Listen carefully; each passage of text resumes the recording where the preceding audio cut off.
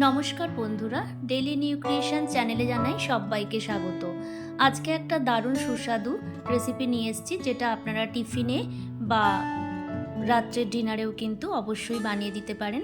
বাচ্চা থেকে বড় প্রত্যেকেরই এই রেসিপিটা পছন্দ হবে। যদি ভালো লাগে আমার আজকের রেসিপি, অবশ্যই কিন্তু ভিডিওটাকে লাইক, কমেন্ট, শেয়ার করতে ভুলবেন না। সাথে আমার চ্যানেলটিকে সাবস্ক্রাইব করে আমার পাশে থাকবেন। খুব বেশি উপকরণের প্রয়োজন হয় না এই তাওয়া পনির বার্গার বানানোর জন্য। এর জন্য প্রথমেই আমি নিয়ে নিয়েছি দুটো বড় সাইজের পেঁয়াজ। যে পেঁয়াজগুলোকে আমি দেখুন কুচিয়ে নিচ্ছি এইভাবে, আর নিচ্ছি চারটে ছোট টমেটোগুলোকেও কুচিয়ে নিচ্ছি। আমি এখানে যে সমস্ত উপকরণ ব্যবহার করেছি সব কিছু কিন্তু চারটে আমি বার্গার বানাবো সেই পরিমাণে কিন্তু সমস্ত উপকরণ নিয়েছি। আর নিয়েছি এখানে একটা বড় ক্যাপসিকামের হাফ, পুরোটা আমার লাগছে না, আমি হাফ ক্যাপসিকাম এখানে কুচি কুচি করে কেটে নেব। যদি আপনারা দুটো বার্গার বানান তাহলে কিন্তু একটু পরিমাণগুলো এইভাবে উপকরণের বাড়িয়ে কমিয়ে নেবেন। পেঁয়াজ, টমেটো এবং ক্যাপসিকাম কোচানো হয়ে গেলে আমি এখানে 200 গ্রাম পনিরকে গ্রেট করে নিচ্ছি। এবারে গ্যাসে একটা তাওয়া বসিয়ে দিয়েছি। তাওয়াতে আমি প্রথমে 2 চামচ সাদা তেল দিলাম। এই 2 চামচ সাদা তেলে কিন্তু আমার বার্গারের পুরো স্টাফিংটা রেডি হয়ে যাবে। এবার টমেটোটা নরম হওয়ার জন্য খুব অল্প একটুখানি লবণ দিয়ে দিয়েছি। এবারে আমি টমেটোটাকে একটুখানি নাড়াচাড়া করে ভেজে নেব। প্রথমে আমি অল্প একটুখানি ক্যাপসিকাম কুচি দিলাম, বাকিটা আমি পরে দেব। এবারে টমেটো ক্যাপসিকামটাকে 2-1 মিনিট ভালো করে নাড়াচাড়া করে নেব। নাড়াচাড়া করে নিয়ে এবারে আমি এখানে দিয়ে দিচ্ছি এই শীতকালেরই মটরশুঁটি হাফ কাপ মতন। বছরের অন্য সময় বানালে আপনারা কিন্তু তখন ফ্রোজেন মটরশুঁটিও ব্যবহার করতে পারেন। মটরশুঁটিটাকে একটুখানি চাপ দিয়ে দিয়ে এইভাবে নরম করে নিচ্ছি যাতে না ছিটকিয়ে বাইরে চলে যায়। দিয়ে দিলাম বাকি ক্যাপসিকামগুলো। যেহেতু এটা তাওয়া পনির বার্গার, সেই জন্য আমি এটা তাওয়াতে বানাচ্ছি, আপনারা চাইলে কিন্তু এটা কড়াতেও বানাতে পারেন। দিয়ে দিলাম কুচিয়ে রাখা সমস্ত পেঁয়াজ।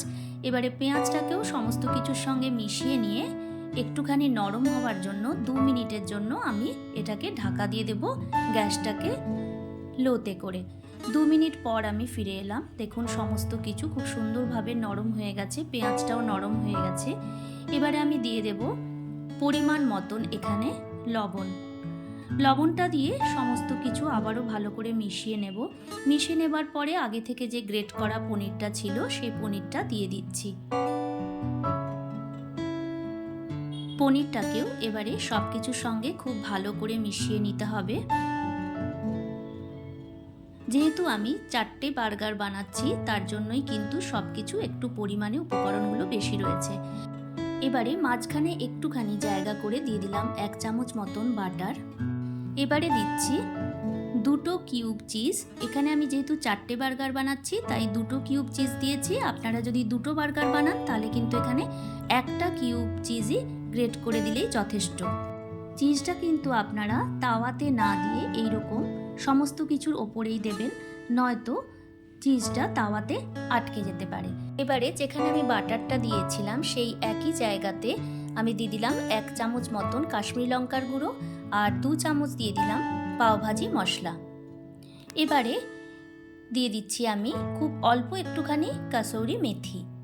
এবার চামচের সাহায্যে প্রথমে মাঝখানটা এইভাবে মিক্স করে নিতে হবে, তারপরে কিন্তু সমস্ত স্টাফিংটাই ভালো করে মিশিয়ে নিতে হবে।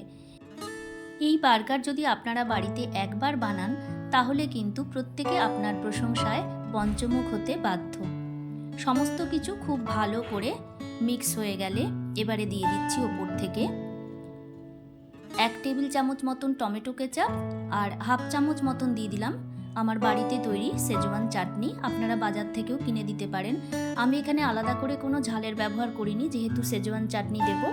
তবে আপনারা যদি বাচ্চাদের দেন তাহলে এই সেজওয়ান চাটনিটা নাও দিতে পারেন, এমনিও বানিয়ে দিতে পারেন, বা অল্প একটু ঝালের জন্য একটু কাঁচা লঙ্কা কুচি দিতে পারেন, তাহলে টেস্টটা ভালো হবে। তবে সব থেকে ভালো হবে যদি সেজওয়ান চাটনি দিয়ে বানান। এইবারে সমস্ত স্টাফিংটা রেডি হয়ে গেলে আমি একটা পাত্রে তুলে নিচ্ছি। এবারে ওই একই তাওয়ার মধ্যে আমি বার্গার বানগুলো নিয়ে নিচ্ছি, একটুখানি সেঁকে নিয়ে এবারে মাঝখান থেকে আমি বার্গারের এই রুটিগুলোকে কেটে নেব। কেটে নিয়ে যে নিচের পোর্শনটা থাকবে সেই নিচের পোর্শনেই কিন্তু আমি স্টাফিংটা দেব।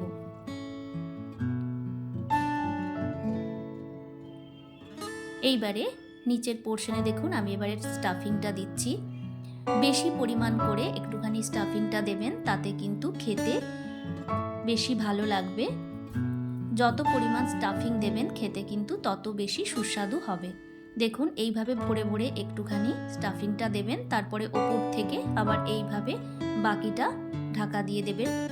আরেকটাও আমি করে দেখাচ্ছি, দেখুন এইভাবে দিয়ে দিতে হবে। মাঝখানে দেওয়ার পরে আরেকটা অংশ দিয়ে ঢেকে দিতে হবে। রেডি হয়ে গেল। এইবারে আমি তাওয়াতে দিয়ে দিচ্ছি 1 চামচ মতন বাটার, তার উপরে দেব খুব অল্প একটুখানি কাশ্মীরি লঙ্কার গুঁড়ো, আর দিচ্ছি 1/2 চামচ পাওভাজি মশলা। এইবারে যে বানটা রেডি করেছিলাম সেই বানটাকে এপিট ওপিট করে হালকাভাবে সেঁকে নেব। আমি আরেকটাও বার্গার বানিয়ে দেখাচ্ছি। ওপর থেকে একটু চাট মশলা ছড়িয়ে দিলাম, আবারও আমি দিয়ে দিলাম বাটার, একটু কাশ্মীরি লঙ্কার গুঁড়ো আর অল্প একটুখানি পাওভাজি মশলা। এবারে দেখুন আরেকটা যে আমি বার্গার বানিয়েছি সেটাও আমি এপিট ওপিট করে খুব ভালো করে লাগিয়ে নিলাম বাটারটা, এবং ওপর থেকে দিয়ে দিচ্ছি চাট মশলা। এইভাবে ওপর নিচ এইভাবে একটুখানি 2-1 মিনিট সেঁকে নিলেই কিন্তু রেডি হয়ে যায়। গরম গরম পরিবেশন করতে পারেন আপনারা যে কোনো সময়। এই তাওয়া পানির বার্গার খুব কম সময় এবং কম উপকরণে প্রত্যেকের মন জয় করতে পারবেন যদি এইটা একবার বাড়িতে বানান। যদি আমার আজকের রেসিপি ভালো লাগে তাহলে অবশ্যই ভিডিওটাকে লাইক কমেন্ট শেয়ার করতে ভুলবেন না। সাথে আমার চ্যানেলটিকে সাবস্ক্রাইব করে আমার পাশে থাকবেন। বাড়িতে যদি এই রেসিপিটা একবার বানান তাহলে অবশ্যই কিন্তু আমাকে কমেন্ট করে জানাবেন যে আমার এই রেসিপিটা আপনাদের কেমন লাগলো। চলে আসবো আবার নতুন রেসিপি নিয়ে। সকলে সুস্থ থাকবেন, ভালো থাকবেন। ধন্যবাদ।